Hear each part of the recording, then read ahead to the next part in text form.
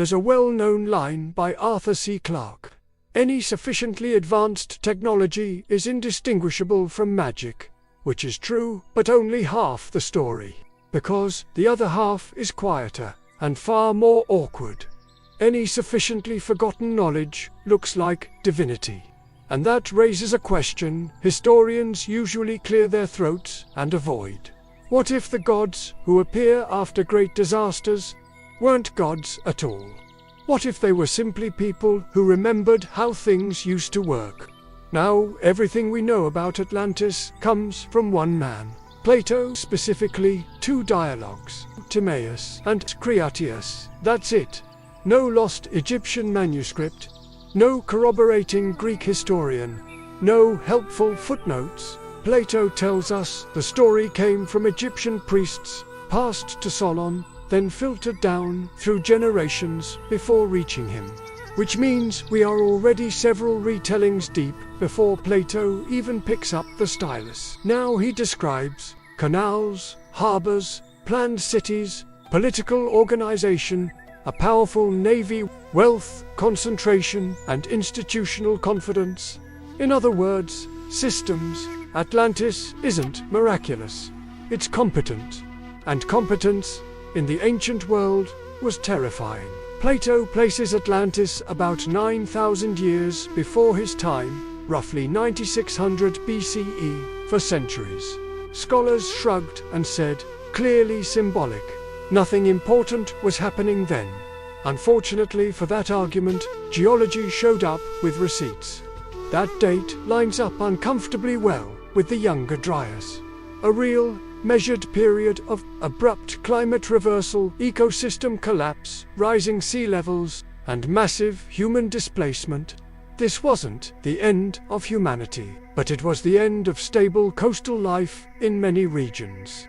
And coastal societies are where navigation, trade, astronomy, and systems knowledge tend to concentrate. When a complex society collapses, what survives? Not cities, not monuments, not libraries. People survive. And not evenly.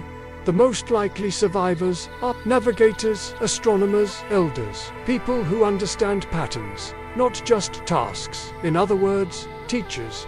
They don't carry empires or magic with them. They carry experience. Advanced technology can mean a calendar that actually works, knowing when floods come, understanding geometry, and using lenses. Yes, lenses. A shaped piece of polished crystal that magnifies light is not mystical.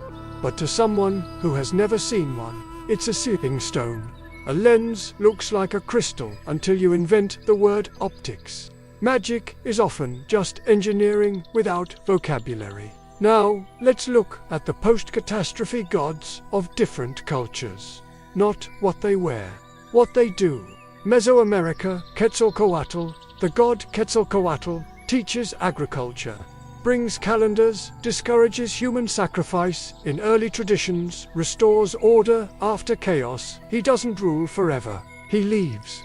The Andes, Viracocha, the god Viracocha, appears after a great flood, walks among humans, teaches civilization, then departs across the sea, again not conquest, instruction.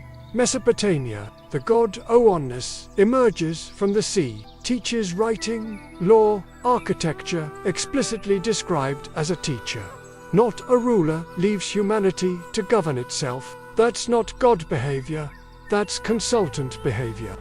Egypt, Osiris, the god Osiris, brings agriculture, introduces law, civilizes people, dies, becomes memory and ritual. Notice the theme yet. They don't stay, they don't build dynasties, they don't leave descendants. Because they weren't a ruling class. They were a generation. If someone could predict seasons, organize labor, explain the sky, make life stable again, they weren't just clever, they were right. And right quickly becomes divine. They saved us all. They must be God, every culture says it. The gods returned to the sky, walked into the sea, withdrew because humans failed or to let them succeed. But here's the unromantic version.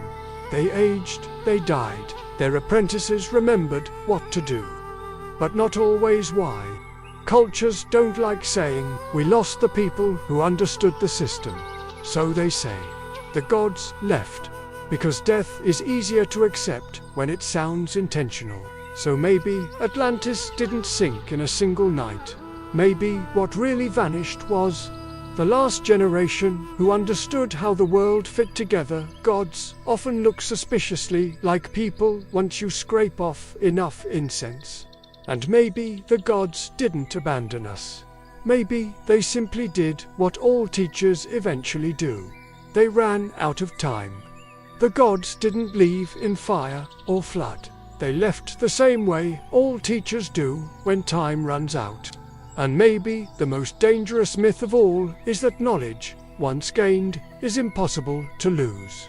Subscribe to look deeper.